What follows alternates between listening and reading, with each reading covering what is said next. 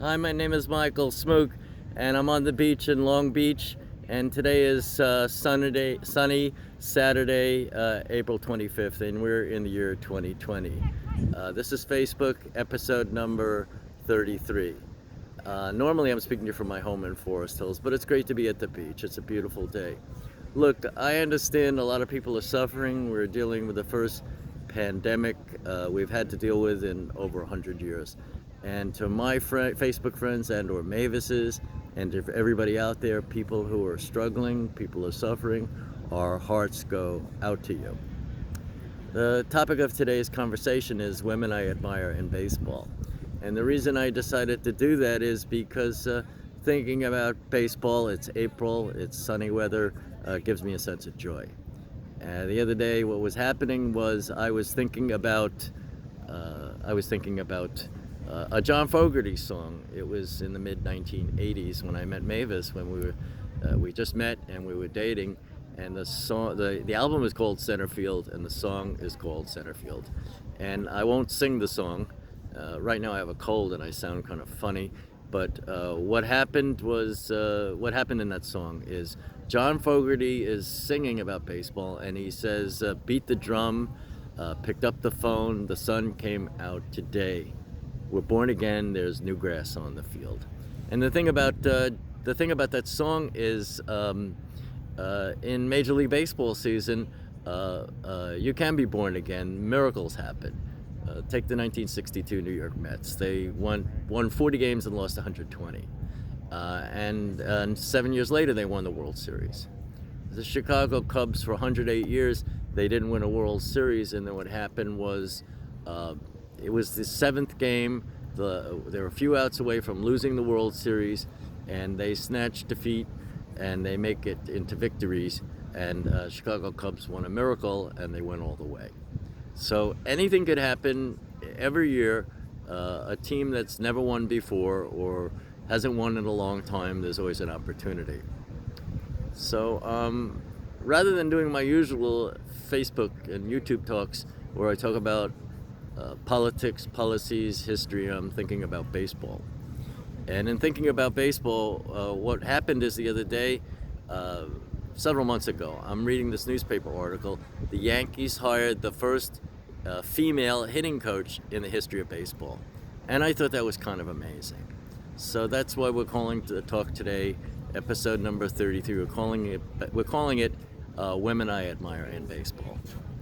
And so we're going to be talking about Rachel Balkovec, who is a woman, the first hitting coach ever in the history of Major League. And once we get baseball, she's already signed by the Yankees, but once we have spring training or something going on, she's going to be working. And also, what we're also going to talk about today, on the Major League level, we're going to talk about the Vice President and Assistant General Manager of the New York Yankees, Gene Afterman. And we're also going to be talking about the Senior VP for Baseball Operations with Major League Baseball, Kim Ng. These are all very talented women, and I think it's really cool that this is a sport that's been dominated by men, and to see that women have an opportunity to participate, I think it's better. It makes it a better world. So let's first talk about Rachel Balkovec. Rachel didn't start out thinking I'm gonna have a career in baseball. She had a boyfriend when she was a teenager. He played college baseball, and he was drafted by the Dodgers. And she went to college and was a catcher on a Division I softball team. And then she went to graduate school, LSU, and she got a degree in kinesiology, which is bodily movement science. And she wanted to be a strength and conditioning coach with a Major League Baseball team. And what happened is she sent resumes around to all 30 teams, trying to get some sort of job at some level, maybe with a minor league team associated with a major league club. And what happened is she received no feedback at all. So what she did is she made a couple of changes. She changed her name from Rachel to Ray, a gender neutral name on her resume, and she adjusted her resume to say that she played Division I baseball, not softball, as a catcher. So she changed her resume, sent them out, and she started getting phone calls. And when she started getting phone calls, the other person at the end of the phone, their voice would hem and haw when they discovered that the person who interviewed for the job, they sent out a resume and wanted to interview, was a female, and there'd be hemming and hawing and a ruffling of papers, and the man would say, well, you're a woman or you're a girl. And she knew that legally they couldn't tell her that they couldn't interview her, but she did get interviews. And then eventually she was hired by the Chicago White Sox, and then she moved on to the St. Louis Cardinals, the first woman in the history of professional baseball to be a strength and conditioning coach. And then she moved on to the Houston Astros, and that's where she made a really tremendous connection. She got to know the hitting coach, Dillard Lawson. Lawson is an experienced college manager, Division I teams, and he was hired by the Houston Astros, and he inspired her to think about transitioning from a strength and conditioning coach to becoming a hitting coach. So Rachel decided to go for a second master's degree. And what she did is she traveled to the Netherlands, country also known as Holland, and she went for a second master's degree in the other name for the science of bodily movements is kinesiology. And as part of her 2-year degree, what happened is she was assistant hitting coach for the Dutch national team. Now Holland is a rather small country, 18 million people. Yet every year they have European championships in baseball, and just about every year Holland wins. So this was a great experience for Rachel. And then to complete her master's degree, what she did is she came back to the United States. She got a fellowship with a private organization called Driveline Baseball. Driveline Baseball is, for want of better words, is a statistically generated diagnostic laboratory which teaches hitters and pitchers and coaches to be better hitters, pitchers, and coaches. They use high-tech machinery. It's an evolving science. For example, what she wanted to learn hitting, it's an evolving science, and she learned the template for having a new window to being a better hitting coach. She learned how at Driveline Baseball, what they do is they conduct an assessment. They look at how you are as a hitter. They create an action plan, and then they reassess. And she learned concepts and the data that went along with it, including swing mechanics, eye tracking, and ball movement. So Rachel had a very scientific perspective on how to be a hitting coach. So she finishes her fellowship with Driveline Baseball, and her contact, Dillard Lawson, gets hired by the New York Yankees as a hitting coordinator. The Yankees also hired another senior director of player development. His name is Kevin Reese. And they had a meeting with Brian Cashman, vice president and senior vice president, and he was also general manager of the New York Yankees. He still is. He's been there for a long time, over 20 years, 22 years. And so Brian said, I want to hire another hitting coach. Who do you recommend? And Dillard Lawson said, I recommend Rachel Balkovec. And Cashman wanted to know more about her, and he said, look, she as a hitting coach and as a strength and conditioning coach, she brings breadth and depth to the position. She's so good, she makes me a better hitting coach. And Kevin Reese, he was asked about this, and he said, we like people who are problem solvers and who like to get out on their own and figure things out. And these are qualities that Rachel has, and this is what she brings to the table. So Brian Cashman was won over. He interviewed her, and she was hired for the position. And it was written up in the newspapers not too long ago. So Rachel was asked, how would you define yourself in one word? And she'd say, I would use the word manifesting. And to me that means is she's 32 years young, Over the last 10 years, she's completed 2 master's degrees. She's been a strength and hitting coach. She's made in a rapid succession. She's moved up to at the Major League Baseball level of being a hitting coach. So she's come very far, very fast, and she's manifesting in the sense that she's developed through talent and hard work and lots of drive and a little bit of luck. She's come very far, very fast. So I'm looking forward to following her career, which is one of the many reasons I'm hoping we could all get back to normal. Rachel was asked, "What's it like being a hitting coach?" She said, "Well, it's a big difference than being a strength and conditioning coach. Strength and conditioning coach, you're in a gym or a weight room. A hitting coach, you're in a batting cage, or you're at a lab like driveline baseball, or you're out on the field with a player. And what happens is, how do you work with someone who's had 30 at bats and they're not doing well and their head's not in the right place? So she understands that it's technical and it's psychological. So she understands what the challenges are in being a hitting coach, and I'm eager to follow her career as she continues to develop. So that sums up Rachel Balkovec, who I've been thinking about. 2 other women in baseball: an executive with the New York Yankees and an executive with the Commissioner's office. Let's talk about them. The executive with the Yankees, Jean Afterman. She's vice president and she's assistant general manager. She's been in that position for 19 years. Jean didn't start out thinking she was going to become she didn't start thinking she was going to be an executive in baseball. Out of college, she received a job as a production assistant with a movie studio.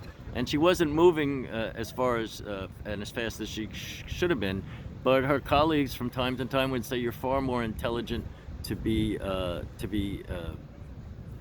just doing this."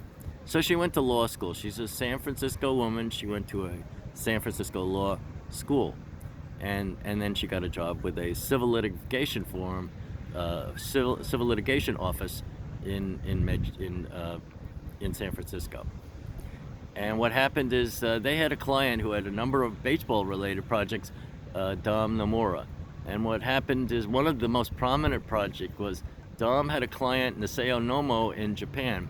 He was a star pitcher there, and he wanted to make a transition to the major leagues. And what the challenge was, the commissioner of Japanese and Major League Baseballs, both organizations, they had a written agreement which made it extremely difficult for a Japanese player to make the leap over to North America and Major League Baseball. So Jean looked at the agreement and she found a loophole. And what happened was she discovered that if a player voluntarily retires, meaning they write a letter to the commissioner of Japanese baseball and he accepts it, then that player could become a free agent and auction off his services to a Major League Baseball team. And Niseo Nomo did that. There was a strike in the middle 90s, and then he came over the next year, and he helped revitalize baseball. He made the All-Star team. He was Rookie of the Year, and he had a 13-6 record. And what this did is it was a great win for Japanese baseball, Major League Baseball, Niseo Nomo, Dom Nomura, but also, and particularly, it put Jean Afterman on the map. Major League Baseball executives had heard about this woman, and they started thinking about her. And then 4 or 5 years later, she's hired by the New York Yankees as an assistant general manager. Later, they would add the title of vice president. And so her expertise is in Asian baseball, not only Japan, but Taiwan and South Korea. She's involved in industry-wide compliance, contract negotiations, arbitration, and diversity in baseball issues. Her biggest accomplishment with the Yankees was in 2002-2003. The Yankees wanted to sign the best position player and hitter in Japanese baseball, Hideki Matsui. They knew she had an expertise in Japanese baseball and the laws and evaluating the talent, and George Steinbrenner sent her to Japan. and he basically told her, he said, sign Hideki Matsui, and if you can't, don't come back till you find somebody just as good. And fortunately, Gene signed Hideki Matsui, and he came back to the United States. And 5 or 6 years later, the Yankees won their 27th World Series in the history of the franchise, and Matsui became Most Valuable Player. So this was a great accomplishment for the Yankees, and it certainly was highly favorable to Jean Afferman's reputation, and she was named vice president.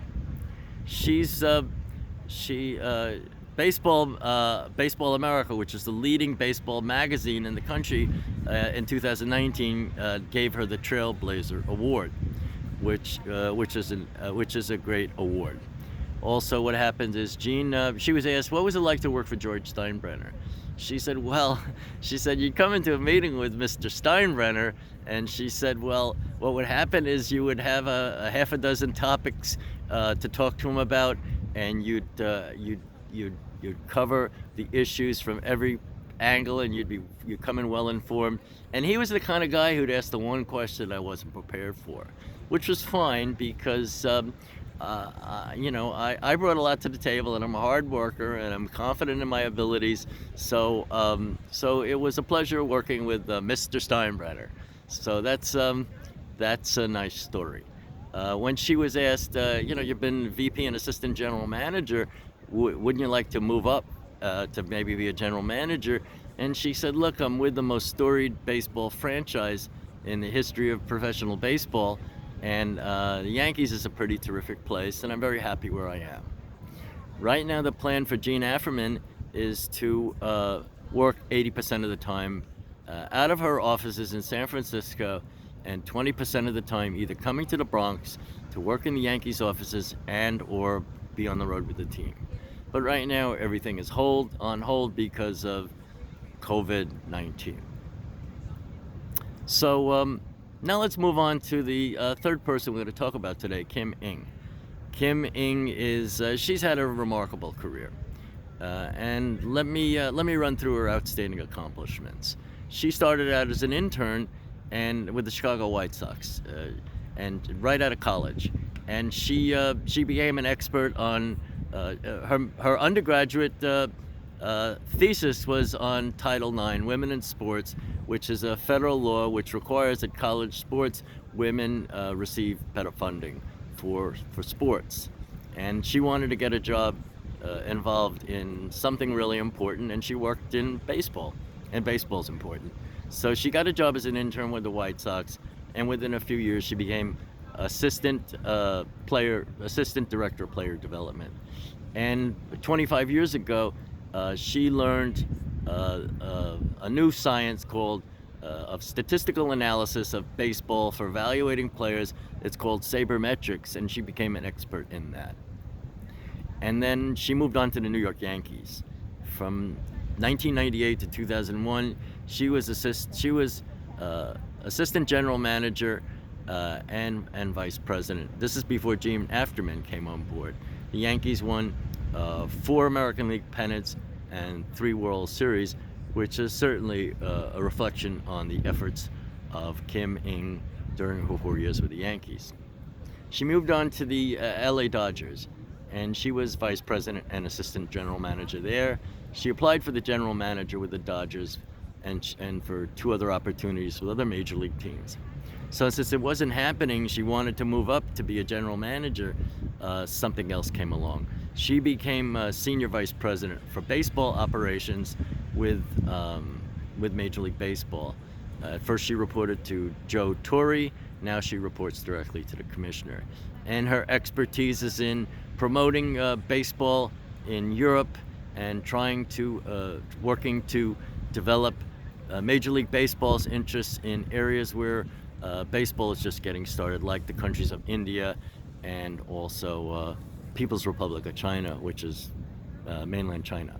She's also involved in player diversity, trying to get women and or minorities involved in Major League Baseball as well at a senior, mid, and lower level doing administrative work. and as general managers, as field managers, as coaches. So she's working on those and other issues as well. So Kim Ng is a very talented individual, and one day who knows what she'll be? Maybe she'll be a general manager. Maybe she'll be a partner in a major league ownership situation. She could be general partner, or CEO, or chief operating officer, or maybe the commissioner of baseball one day might retire and she'll be assistant general manager. So these are the three women that I've been thinking about. It's the spring. We should be playing baseball. Hopefully one day we'll be past COVID ID, and I'll be able to follow Rachel Balkovec with her unique perspective and her understanding of a new way of teaching hitting, combining the basic teaching talents that went along, and also inserting her knowledge of analysis and the kinds of skills she learned at Driveline Baseball and under the tutelage of Dillard Lawson. It'll be exciting to see how Rachel Balkovec comes along, and Jean Afterman continues her excellent work with the Yankees. It'll be fun to watch as her career progresses as well. So these are three women who I admire in baseball, and that's the topic for today. My name is Michael Smook. It's been a pleasure talking to you.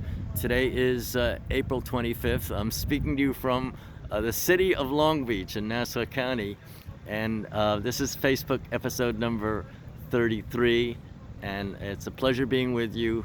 So until next time, goodbye and good luck.